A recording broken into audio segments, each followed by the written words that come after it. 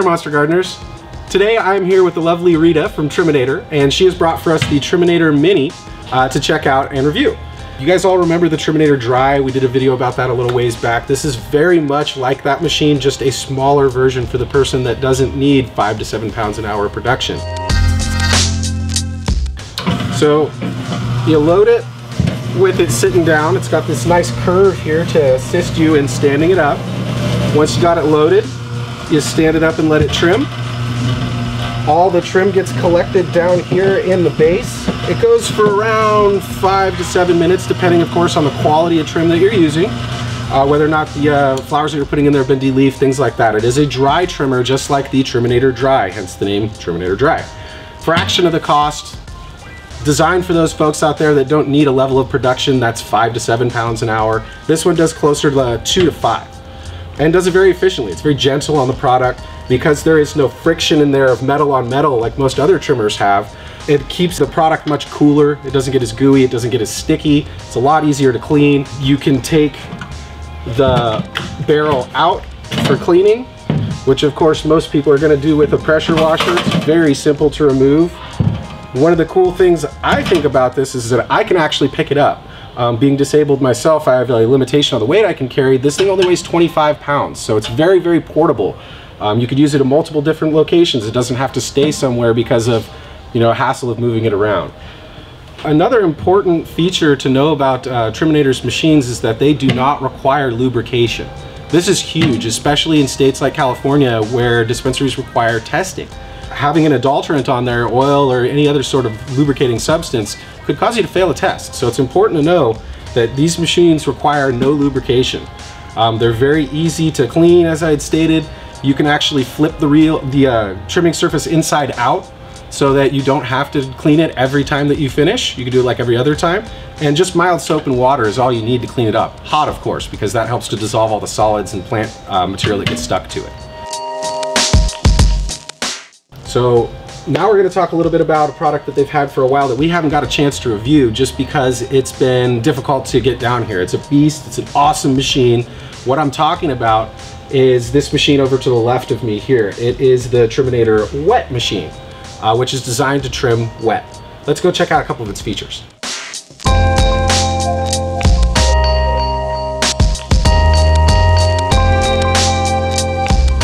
What we have here is the Triminator Wet. This was designed to trim wet, as opposed to all their other products which trim dry. So the resin repel system makes this the cleanest trimmer on the market. It does not need to be cleaned. It is meant to run continuously. That makes this an industrial machine. It has the largest barrel of any machine on the market. The RPMs on the cutting blade are astounding. I've never seen anything spin so fast. It's amazing. Giant hopper. It is adjustable without having to buy jack stands or ramps or anything like that. It actually has a system to raise and lower it, which can either speed up or slow down your level of production. Given that this unit does 15 to 20 pounds an hour, you're going to have more trouble keeping up with this machine than it is with you. Industrial blower. Everything on this was engineered with the industrial grower in mind, somebody who's doing a very high level of production. They are made and assembled here in Northern California. They have a full 2-year warranty, sealed bearings, yet it's still thin enough to make it through a standard doorway. All of Triminator's products run on 110, 120 volts. That means that you don't have to rewire a shed or a room or wherever it is that you're trimming. You can just plug into standard electricity. Each specific piece, being the trimmer and the blower, takes about 15 amps each and should be on a separate circuit, each one. If you have a 30 amp breaker, kind of close in my own opinion. Better to be safe than sorry, especially when you're running such a sensitive and expensive piece of equipment. No downtime. Again, all you have to do is pressure wash the blade that's down below. The reel stays clean all by itself. And basically this machine was meant to run without any downtime. So you can run for several days without actually having to physically clean the blade.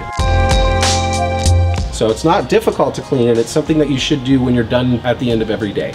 But there are those out there that go 2-3 days without doing so. And if you have a large harvest and you're trimming around the clock, kind of understand that. But remember, when the gooey stuff gets hard, it makes it a lot more difficult to get off. It's always easier to do when your essential oils and resins and things like that are still wet. Because we all know, just like scissors and things like that, they tend to cake up and dry out, and that makes cleaning them much more difficult. So we have 3 very excellent examples of different styles of trimming and for different levels of grower as well. Everything from the guy that has a very high level of production, you know, several hundred pounds at a time that he needs to trim, down to the guy that's, you know, maybe got a gorilla glue tent in his closet. These products and hundreds of other fabulous, astounding products are available through monstergardens.com. Have a great day.